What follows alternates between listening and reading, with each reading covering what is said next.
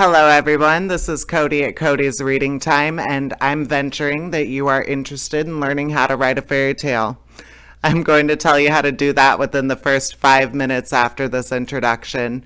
I'm a YouTuber that reads fairy tale stories aloud to my audience, and if you're interested in hearing someone very casually reading fairy tale stories aloud for you, then check out the over 200 videos I already have up, with more being added every single day. Subscribe and stay a while. Enjoy some popular stories and discover the stories that you've never heard of before. I also upload all of my videos into playlists per fairy tale book that I'm reading. So if you're looking for an easy way to find all of my content, check out the playlist tab. All right, let's get started. Fairy tales are all about imagination, and you only need a few basic key points outlined before you fill in the rest with what I like to call fluff, which is basically just to enhance the details of the story and make it more detailed, which equals a slightly longer read, or as long of a read as you want it to be. When I'm writing a new fairy tale, I like to first think about the style or the language of the fairy tale that I'm wanting to write. Do I want the fairy tale to feel like it was written a long time ago in the past with lots of thous and dosts and hithers and thithers and smites and smotes? Or do I want the fairy tale to feel more modern? Blended fairy tales exist as well, where certain characters might speak more old-fashioned, but the rest of the story is more modern or plain speech, and vice versa. For the example fairy tale at the end of this video, I'm going to do more of an old-fashioned style fairy tale. What is the problem? There's always a reason that the main character goes out on a journey, and the problem or the thing that they need to figure out is the catalyst that causes them to go out on that journey. This could be something like they don't know something, they lost something, there's discontentment about something inside of them, they're searching for someone, or they lost an object, etc.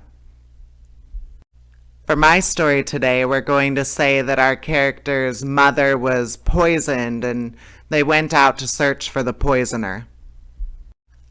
Third is, who's the main character? So for older stories, you usually have princes and princesses, kings and queens. Many animals are involved and some obscure creatures even.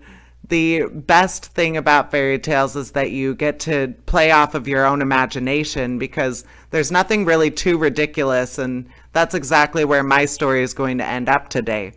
My main character is going to be the princess, and her mother, the queen, was the one that was poisoned.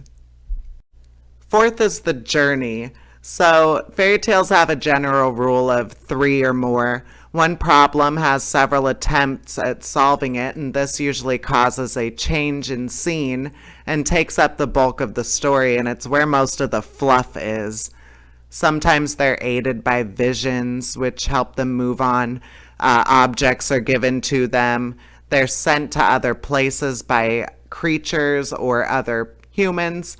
A couple of good examples of this would be running into certain people along the way on their journey and having dialogue with them, or going to certain places over and over again and failing until they reach their goal.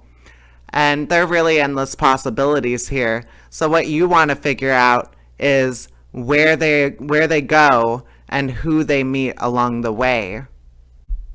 My character, the princess, is going to go to the seashore in my story first, and she'll meet a mysterious floating seahorse. Then she'll go to the mountains to the king of the snakes, and then last she's going to go deep into the forest to the land of the sage monkey, and then back home. So now I've got a really basic outline of an entire story that I've created as an example. Queen gets poisoned. Princess seeks poisoner by going on a journey. She goes to the seashore and meets with a seahorse, but it cannot help her, so it sends her to the mountains to see the king of snakes. Then she goes to the mountains, but the king of snakes cannot help her, and sends her to the monkey sage deep in the woods. The monkey sage helps her, and she goes home and imprisons the poisoner, and that is the end of the story. Pretty basic, right? Even with no fluff, you get the entire outline of the fairy tale. Okay, so now here's our story with very basic fairy tale fluff.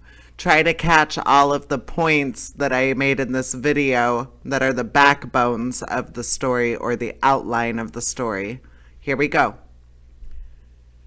There once was a queen of a castle, and she had a daughter, and her daughter's name was Cynthia.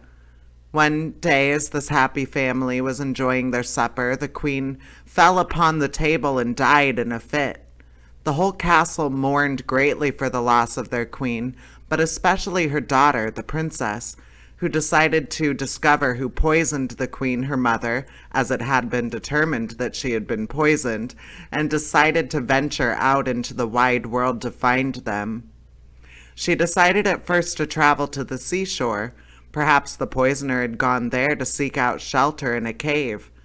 As she approached the seashore, something broke through the water. Through a crest in the wave, a most majestic and giant seahorse. It floated above the water as if some sort of an animal god. The princess was quite shocked at seeing a giant, majestic seahorse floating through the air, but she asked it, "Do you know the name of my mother's poisoner?" And the seahorse said, "Nay, I do not know the name of your mother's poisoner, but perhaps you travel to the mountains, for there, at the top of the peak, lives the king of the snakes, and he is wiser than I. Perhaps he can tell you, but it is a long distance away." And for 3 days did she then travel across rough and hilly terrain to reach the top of the mountain. Once there, she met the king of the snakes and asked him, "Do you know the name of my mother's poisoner?" And the king of the snakes said, "Nay, I do not know the name of your mother's poisoner, but perhaps you go deep into the woods where the sage monkey lives, and he may know the name of your mother's poisoner because he is wiser than I, but it is a long way." So the princess did then travel 3 more days over treacherous terrain to get to the deep forest to meet with the sage monkey. When she got to the sage monkey's home, which was within a large tree, she asked the monkey, "Do you know the name of my mother's poisoner?" And he said, "I do know the name of your mother's poisoner, but I cannot tell you because it would cause you the greatest distress, and it may lead to your own death." And so the princess desperately tried to plead with the monkey to tell her who the name of the poisoner was, but he would not tell her. She made the 2nd attempt and the 3rd attempt. Finally, on the 4th attempt, the monkey agreed. He told her if she traveled to the deep well in the 3rd clearing of the woods that she came across, she would discover the answer, for the evidence of the poisoning was there. But she must promise to take care with that information and to protect herself. She promised the sage monkey and went at once into the forest. She reached the 1st clearing, then the 2nd clearing, and at the 3rd clearing she found the well. She pulled up the bucket and found her father's cloak wrapped around an apothecary's toolbox, which led her to determine that the king, her father, had poisoned her mother, the queen. She went back to the castle and went to the court in front of everyone, told them all of her journey, and when it came time she pulled out the cloak in the poisoner's box, pointing to her father and stating that it was he that murdered her mother. "He should be locked up and tried for what he's done," said the crowd. Just then, a fairy came down and entered the court and gave the princess the water of life, to which she gave to her mother, and the queen was revived. The king was beheaded, but the queen and the princess lived happily to the end of their days. The end. And so I've created a basic fairy tale story out of the bare bones minimum and the 5 points that I made that are essential to creating a fairy tale story. So from there, you can continue adding fluff to get a more enhanced or beefed up version of the story. I could expand on any of the points that I've made, create more dialogue between the characters. I could describe their clothing in more detail. I could describe features on the animals.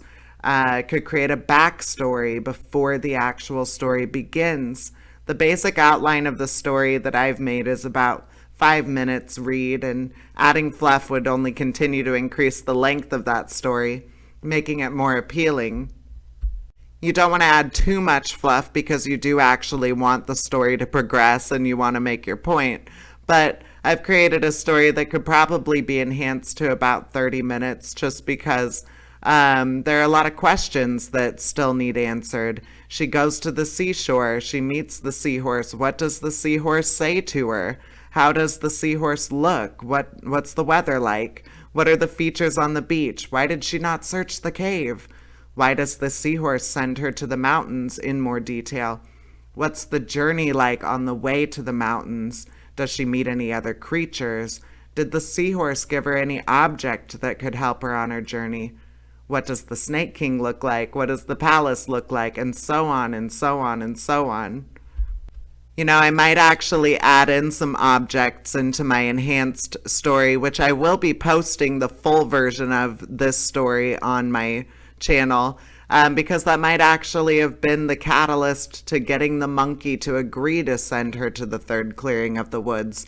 So maybe this seahorse gave her an object, maybe the Snake King gave her an object, and those were desirable to the monkey, and this helped convince the monkey that it should give her the information. But yes, I will be working on that, and I will post the fully fluffed up version of my fairy tale story that you heard today on my channel so that everyone can hear it. And with that, anyone can write a fairy tale story. I've given you 5 key points to take away to write your outline, and then you just add fluff. You just add whatever your heart's desired, your imagination, wherever it takes you. Put it in there and see where the story goes. I hope this video helped you in your process, and let me know if I should put any other videos up on fairy tale writing and maybe expanding on some of the points that I touched on in this video. I would also love to see what you guys come up with in the comments section, so show me that. I would love to read them. And please subscribe. I upload new stories from different fairy tale books every single day, and some of my own. So I hope you'll stick around and listen to some stories with me. All right, take care, everybody. Bye-bye.